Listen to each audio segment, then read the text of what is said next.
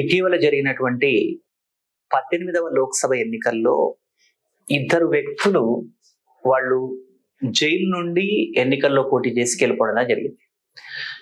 ఈ వ్యక్తులు అసలు పార్లమెంట్ సభ్యులుగా కొనసాగవచ్చా, ప్రమాణ స్వీకారం చేయవచ్చా, ఇలాంటి విషయాల్లో కొన్ని సందేహాలు ఉన్నాయి.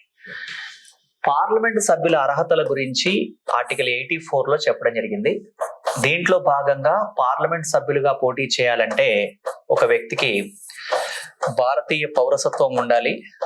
అలాగే లోక్సభకు పోటీ చేయాలంటే 25 సంవత్సరాలు, రాజ్యసభకు అయితే 30 సంవత్సరాల వయస్సు ఉండాలి అని చెప్పడం జరిగింది.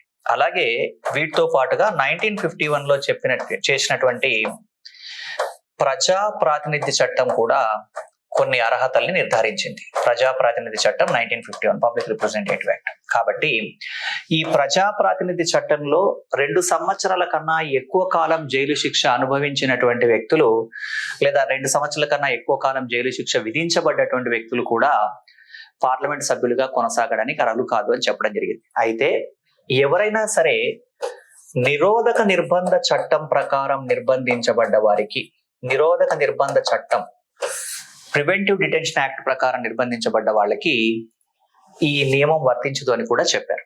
అయితే ఇక్కడ మనం గమనించవలసిన పాయింట్ ఏంటంటే, ఇక్కడ పంజాబ్ రాష్ట్రంలో ఖడూర్ సాహెబ్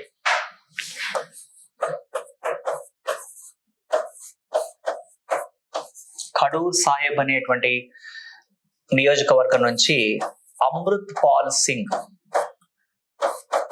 అనే వ్యక్తి, అలాగే ఇక్కడ పంజాబ్ రాష్ట్రంలో ఈ నియోజకవర్గం పేరు ఖడూర్ సాహెబ్ నుంచి అమృత్ పాల్ సింగ్, అలాగే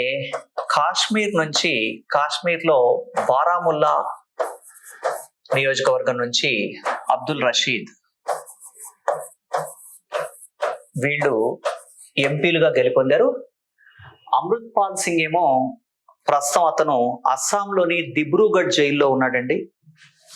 అమృత్ పాల్ సింగ్ అస్సాంలో ఉన్నటువంటి దిబ్రూగఢ్ జైల్లో ఉంటే అబ్దుల్ రషీద్ ఏమో తిహార్ జైల్లో ఉన్నాడు. వీళ్ళు ఎన్నికల్లో పోటీ చేసి 18వ లోక్సభ ఎన్నికల్లో లోక్సభ సభ్యులుగా గెలుపొందారు. అయితే వీళ్ళు ప్రమాణ స్వీకారం చేయవచ్చా అంటే ఇక్కడ మనం గమనించవలసిన పాయింట్ ఏంటి, ఆర్టికల్ 84లో చెప్పబడ్డ అర్హతలు కానీ 1951 ప్రజా ప్రాతినిధ్య చట్టంలో చెప్పబడ్డ అర్హతలు కానీ వీళ్ళకు ఉన్నాయి. అలాగే ఆర్టికల్ 10లో పౌరసత్వానికి సంబంధించిన నిబంధనలో ఇక్కడ Indian citizenship is not conditional, భారత పౌరసత్వం కండిషనల్ కాదని చెప్పడం జరిగింది. కాబట్టి వీళ్ళు ఇలా నిర్బంధించబడ్డ వ్యక్తుల్లో మనం గమనించినట్లయితే అమృత్ పాల్ సింగ్ అనేటువంటి వ్యక్తి మీసా యాక్ట్ కింద నిర్బంధించబడ్డాడు. కాబట్టి వీళ్ళు పార్లమెంట్కి వెళ్ళవచ్చా అంటే, వీళ్ళు పార్లమెంటు సభ్యులుగా ప్రమాణ స్వీకారం చేయాలంటే జైలు అధికారుల నుంచి ప్రత్యేక అనుమతి తీసుకొని ప్రమాణ స్వీకారం చేయాలి. కాకపోతే పార్లమెంటు సమావేశాలకు అటెండ్ అవ్వచ్చా అంటే అది సాంకేతికంగా అటెండ్ అవ్వడానికి అవకాశం లభించదు.